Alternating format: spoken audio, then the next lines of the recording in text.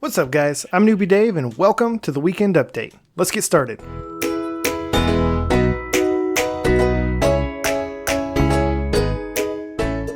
Hey, how's everyone doing today? Hope you're having a fantastic weekend. I have been loving this new villager trading hall. I am so in love with this build. I can't believe I didn't do this last season. This is definitely going to become a regular addition to any future worlds that I build because it's just so useful. I mean, look at this. I've been trading with all of my different iron villagers, got them all up to max level. My weaponsmith is now selling diamond axes and diamond swords. And 19 emeralds, that's not that bad, but of course we can get these prices down in the future once we build a zombifier. My farmer villagers, they're doing great. I got them all up to max level, but I ended up replacing 2 of them because all 4 of my farmers were selling these glycerin melons, and they're just not really that useful. I really wanted to get one that was selling golden carrots, which I did. My toolsmith, diamond axe and diamond pickaxe, which is great, but check this out. This is what I'm really excited about. My armorers. So I've got 2 armorers. One is selling diamond leggings and chest plate. The other one, diamond boots and diamond helmet. That's right. We've got a full set of diamond gear that we can buy from these 2 guys with emeralds, which we're getting out the wazoo. I mean, look at this. 3 full stacks of emeralds already and still going strong. Most of that's coming from selling iron. Just really in love with this. I haven't bothered getting any of the books yet because the prices are still so high.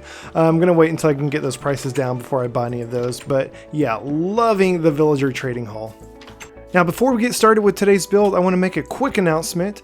Through Monday, August 2nd, any purchases that you make on Teespring, you can get 10% off if you use a promo code. Check my video description for the link to my Teespring store and that promo code to get you 10% off. Again, that's 10% off any purchases that you make through Teespring.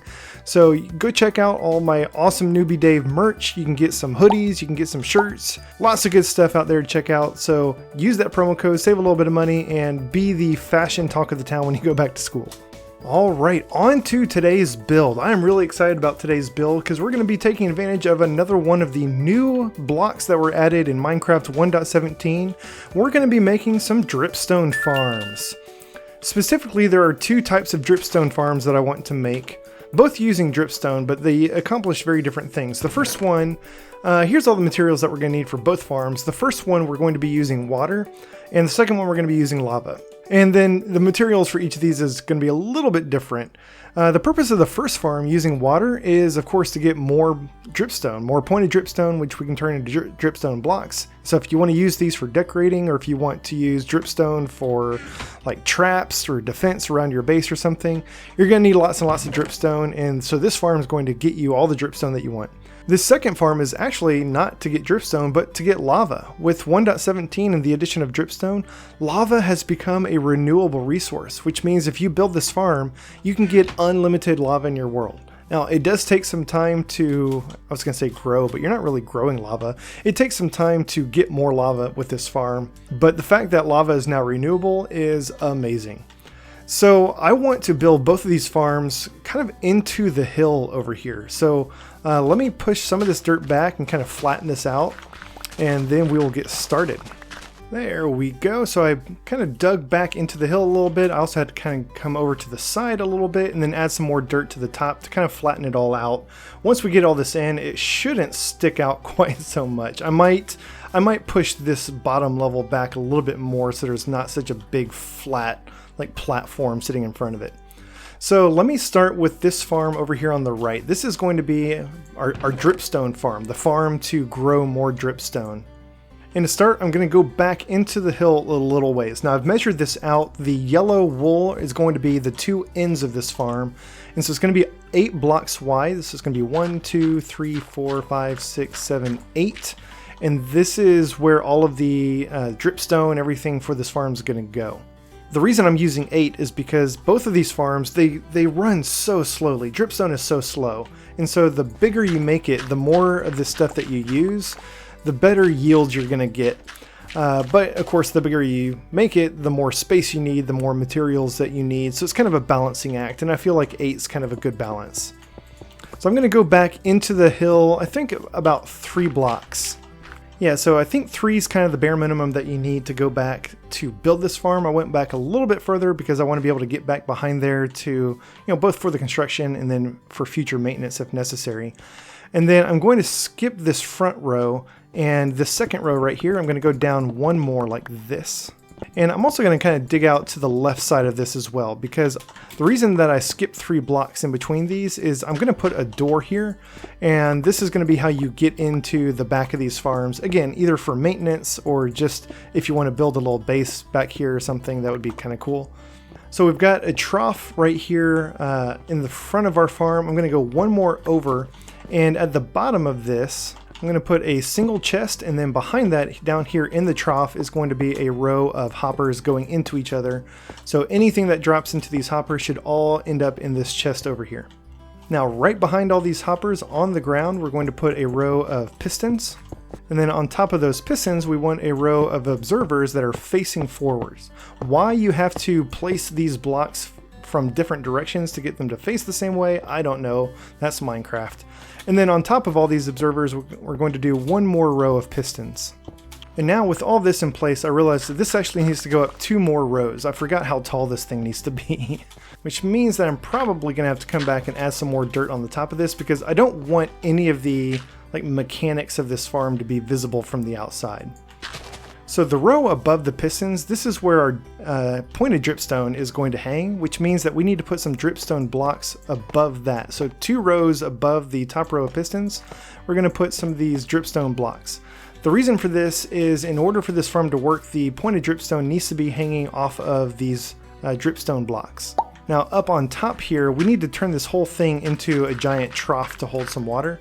So we're going to put some more dirt on top of that like this. And now I'll get you 2 water buckets, and we're just going to fill this whole thing in with water so it's all water sources.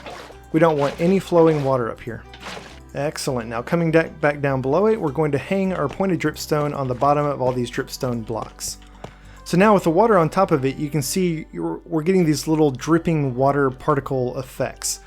That is basically our dripstone farm. Because there is a water source above each of these things, these pointed dripstone, they're going to drip. And that's going to do 2 things. Slowly over time, these hanging dripstones should start to grow downwards. At the same time, the blocks that they're dripping onto will start to actually grow dripstone upwards.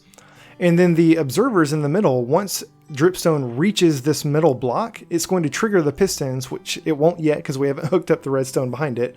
But the idea is that once either the bottom or the top reaches this middle, it will trigger the observers, which will trigger the pistons, which will break all the dripstone. It will fall into the hoppers and go into the chest. And because the source of the dripstones is above the pistons, then those will just stay there and they'll keep growing forever. So now coming around to the back here, we need to get some blocks that we're going to put some redstone on, and we need some redstone. And I always like to use something that stands out, so I'm going to use red concrete for this. And so directly behind the observers, we're going to put some solid blocks, and then we're going to put redstone on top of each of these blocks. And then also redstone below each of these blocks. So the observer is going to send a redstone signal into the block, which the redstone on top will then get the signal and pass it to the pistons on top. But it will also pass through to the redstone below, which will trigger the pistons below that. Before we fill this whole thing in, let's test that and make sure that this theory is correct. So I'm just going to place a block in front of one of these 2 observers, and you can see both pistons trigger. So now I will fill the rest of this in with some sort of block of your choice, and then redstone above and below it. And then finally, to call this part of the farm complete, I'm just going to go ahead and test. Yeah, so I want to make sure all that was hooked up correctly. To call this part of the farm complete, we need something in front, because once the dripstone grows down and reaches this and the pistons pop it out, we don't want it to pop out in front of the hoppers. We want it to land in the hoppers. So I'm going to put some glass in front of this, which will keep the dripstone in, but also allow us to see the farm, because I think that this looks kind of cool. I think it'll be nice to see the dripstone growing and then to see it break. And now for dripstone farm number 2, we're going to need some slightly different materials. We still need the dripstone blocks and the pointed dripstone, but now we're going to get some lava. And we're also going to use some cauldrons, some redstone repeaters, and some redstone lamps. Comparators. The comparators and the lamps are really optional. You don't need them. I just think it's going to be a nice little touch for this build. So we're going to come over to this side. What I'm going to do is I'm going to, rather than digging out the entire front of this hill like we did for the other one, I'm just going to dig out the bottom row. So we'll do right here all the way across. And I'm also going to replace this nasty diorite with much better looking dirt. And then this is where our redstone lamps are going to go, just on the bottom all the way across.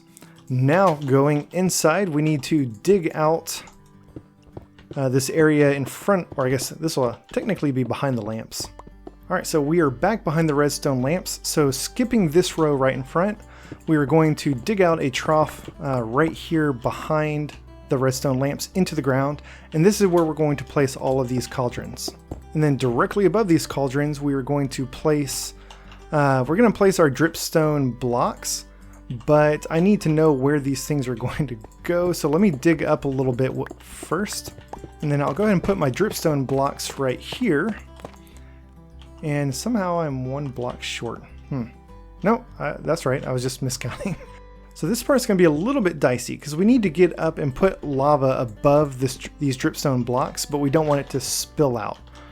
So I have to dig out a whole lot more than we're actually going to need dug out, and we can just fill it back in later.